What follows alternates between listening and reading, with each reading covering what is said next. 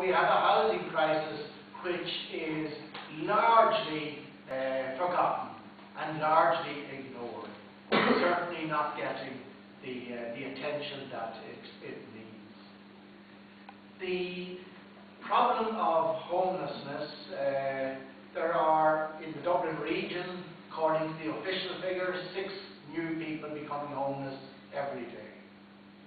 And 2 people, homeless people, moving out of homelessness every day. But that gives us a net 4 people every day, a net increase in homelessness of 4 people every day. We would need to open a new hostel in the Dublin region every week with 28 beds, just to keep up with the crisis. Who are becoming homeless? I think there is a change in the nature of homelessness as well. The vast majority now of people who are becoming homeless do not have a drug problem, do not have a drink problem, do not have any problem, except they don't have the money to acquire their own accommodation. Many of those who are becoming homeless today are losing their private rented accommodation because rents are going up. Rents are going up because there is a shortfall of rented accommodation in the Dublin area. In November 2011, there were 6,700 rental units of accommodation available. In 2 years later, in November 2013, there were 1,500 units of accommodation available. And there were 2,500 people chasing those 1,500 units of accommodation. So landlords are putting up the rents. The rents are going up. They've gone up 18% in the past 3 years, when rent allowance has gone down by 38% in the last 3 years. So the rents are going up, and people and families are simply unable to afford to pay the increased rent. There was one family highlighted in the media about a month ago. They were in a private rented accommodation, had been there for quite some time, paying €900 a month, and the landlord increased the rent to €1,300. They couldn't afford to pay, the rent allowance wouldn't cover it, and they were evicted. They were placed in a bedroom in an hotel. Well, it's better than anywhere else. But a bedroom in a hotel, a family with a couple of kids, they have no cooking facilities. The hotel may be, I don't know if it was in this case, but may very well be a long way away from the kids' school, and so the family may be under huge financial pressure trying to get the children to and from school every day, and they've no idea how long they're going to be there. So many of the people who are becoming homeless today are being evicted from private rental accommodation because they can no longer afford to pay the rent. Others are losing their accommodation because there's a breakdown in relationships. If you're sharing accommodation with anyone, whether it's your parents or your partner, or you're sharing with friends, and your relationship with them breaks down for whatever reason, then you leave. And if you don't have the money saved up to go out and get another apartment, you're homeless. So, majority of people who are becoming homeless today are ordinary, working class, and even middle class people who are unable simply to afford their own accommodation. They don't have any problems more than you or I, except they don't have the money to go out and get their own accommodation. So the problem of homelessness is increasing, and it's increasing rapidly, and it's going to increase even further. Some banking experts estimate that over the next few years, between 15,000 and 25,000 home repossessions are going to take place. Now, each of those repossessions, a family will lose their home. Where are they going to look for accommodation? In the private rental sector. And the private rental sector already can't cope. So we have a crisis, and the crisis is getting worse and worse and worse, and nobody seems able to do anything about it. What are the exits out of homelessness? There are 2 traditional exits. Well, 3 traditional exits out of homelessness. First and biggest is into the private rental sector. As I say, the rents are going up, and the rent allowance is static, has come down twice in the past few years. And it is now almost impossible to get any sort of accommodation on the rent allowance, accept a dingy accommodation which is unfit for human habitation. That's if you're lucky. Most landlords will not accept anybody on a rental allowance anymore. As I say, there's 2,500 people chasing 1,500 rental accommodation units. So landlords can pick and choose with that.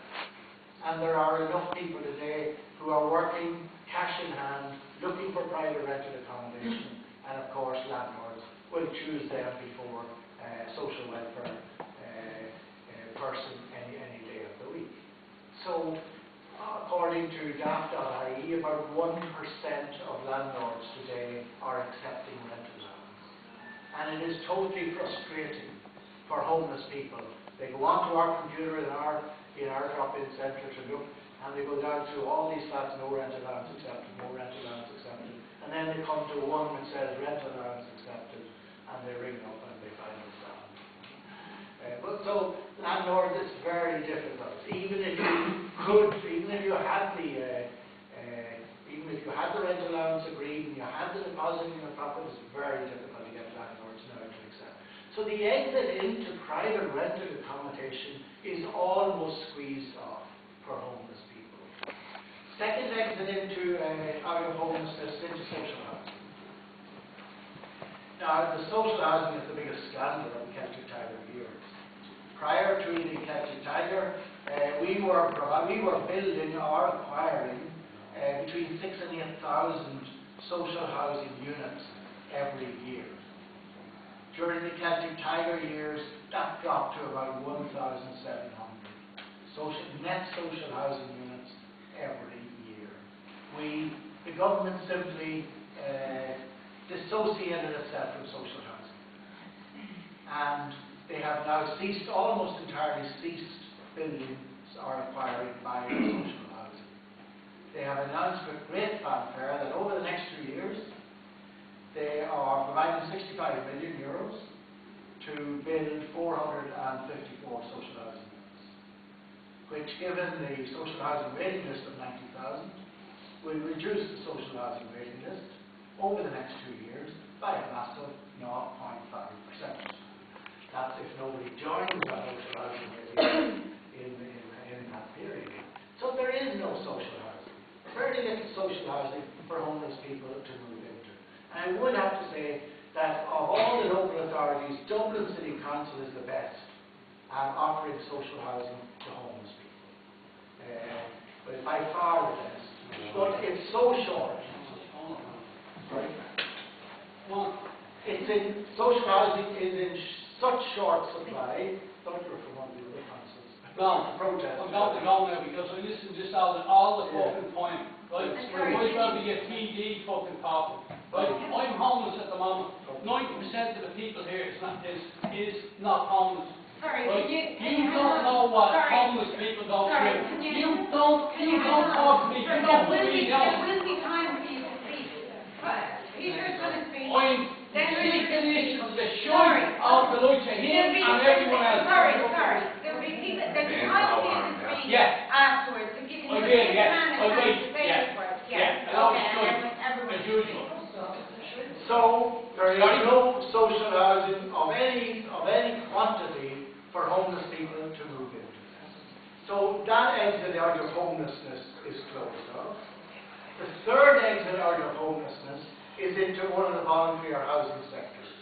And they can provide a small number of housing units, but they cannot in any way meet the need for housing of homeless people that exists today.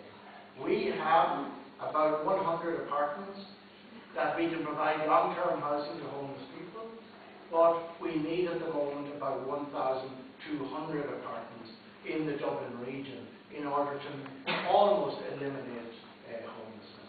Where are we going to get 1,200 apartments?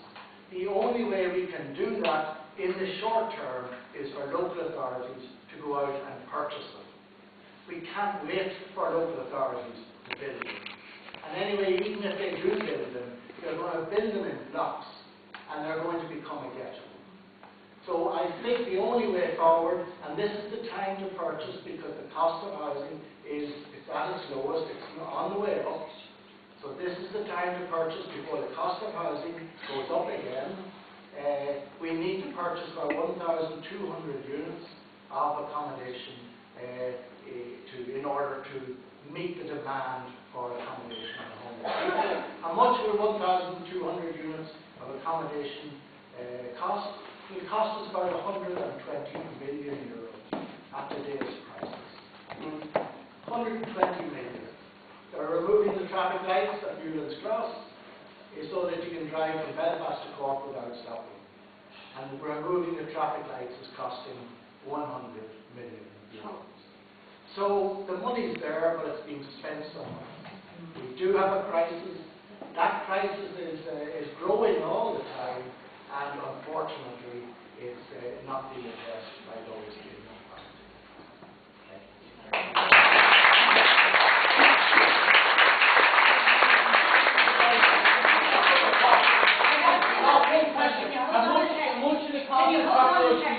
Sorry. 100 million.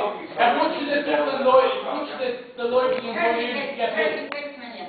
Thank you. 36 million. Thank you. Okay, and just to say... Sorry, 48 million, not 46 million. 48 fucking million. Sorry, can I ask a meeting? Look, people just have a little bit of patience. We've asked Peter very kindly from across Dublin. I think he's worth listening to. And I think we can He's go a on. gentleman.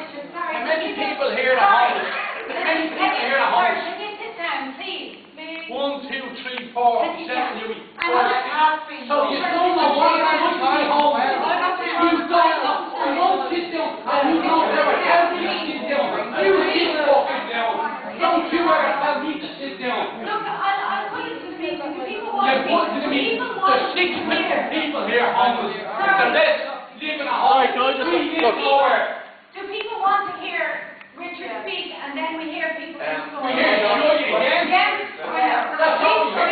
Sorry, great. If you don't want, look, the meeting, sorry, the meeting. Hold on a minute. Hold on a minute. Hold on a minute. Sorry. Come here to my tell you, right? I'm a part order, right? Hold on. I'm a part order, right? To take my kid every weekend. And I can't because I'm in a hospital.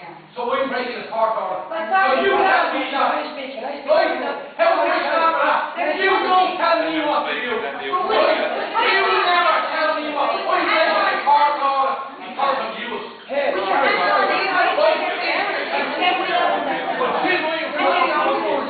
You tell me how I'm breaking the part order because you I'm breaking the part order. Because I'm homeless. Sorry, I think you should sit down. No, I want to be told. I'm sorry, I'm not homeless, but I think you should sit down and watch our business. But I think you should do that. Look, people,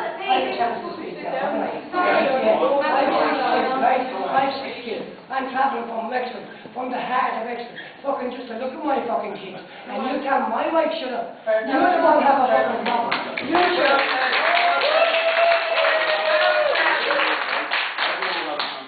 Look, the situation is rotten for loads of people in loads of different ways, and I know people are angry about this. But if we just, if people want, we can listen to Richard for 10 minutes, and then open it up to the floor, and everyone will have their turn. Is that what people want? Yeah. Okay, so that's what the meeting wants. If people don't want that, then they can go off. But honestly, if anybody wants that, that's what we're going to do here, because that's what the meeting wants. So, Richard, next few minutes. Yeah, I mean, I'd just like to say, I understand people are right to be angry, and I'm sure you're right to be angry about your situation, but the reason we call a meeting is because we want to give support to those who are angry about housing and appointing. If we didn't care, we wouldn't call this meeting. And you wouldn't be on our side, So, right? I agree. If you don't want other people to help you in your fight, You're going to get nowhere. you're not going to get anywhere. So the reason we're here is because in my office, every week, we are open with people who are desperately looking for housing, and I'm angry about it, just as they are angry and desperate, and we want to do something. So the point of this meeting is to get people together.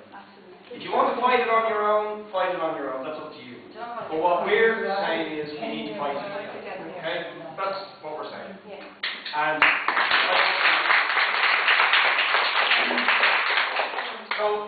And we want to hear everybody's opinion on that, but we just want to set out, because to my mind it is a good thing that people who are not directly affected at the moment by this issue would come along and support people who are, because they could be in that situation next week or next month. Exactly. Yeah, exactly. So that's what we're saying. Because 3 years ago, no one gave a fuck about homelessness. Can you give Hold on a minute, let me speak.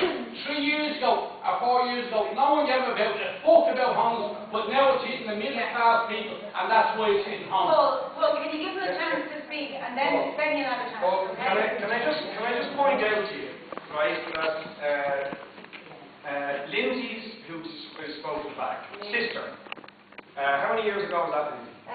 15. No, it's about 13 years ago. 13 years, right? 8 years ago.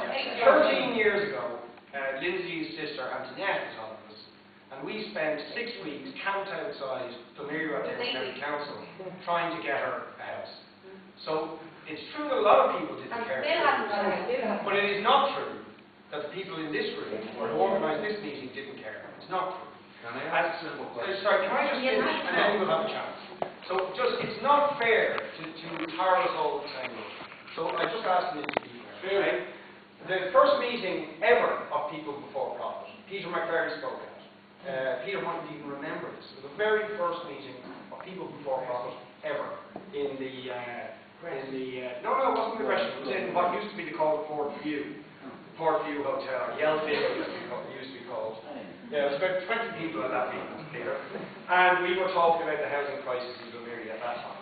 And geez, I thought it was bad then, and it just got worse and worse. And we have been fighting all of those years, saying we need to build council houses, right? And that this business of trying to solve the problem by forcing people to private rented accommodation that they can't afford would not solve the problem. And now the chickens are coming home to roost, and it's getting worse and worse and worse. Over that time, just as it happens, we have organised, I'd say about a dozen attempts to get a housing campaign going. But we have found it difficult to get a housing campaign, not because we have not tried, but for very understandable reasons. The individuals who are in the crisis situation just want to get themselves housed. And the bigger picture of solving the root cause problem just seems too far away and too difficult to solve. And I understand that. Because if you're housed, I was homeless for 6 months, couch surfing, and it was the worst time of my life. Worst time of my life. And that's why I really do understand how awful it is. And for the people who are can't even get into Bentley House down in Laoghaire because it's packed. So we genuinely sympathise. The purpose of this meeting is to try and get something done about it. But it is important, if we're going to get something done about it, we do need to understand the reasons why it is happening. Because if you don't know why the government is doing nothing about this, you won't be able to change their policy. And there is a reason, in my opinion. And that reason is, and it's the same, and this is why this is an issue, in my opinion, for people who are not affected by the housing crisis, that they should be aware of. The whole economic crash in the world, not just in Ireland, in the world, in America, in Europe, and in Ireland, was caused by one thing: housing. Housing. In America, the housing became a matter for speculation by the banks. And they did the same in Europe. All the countries that were affected by the crisis in Europe, Portugal, Spain, Ireland, Greece, all of them turned housing into a property casino. To try and make money for a small group of developers, and the same happened here.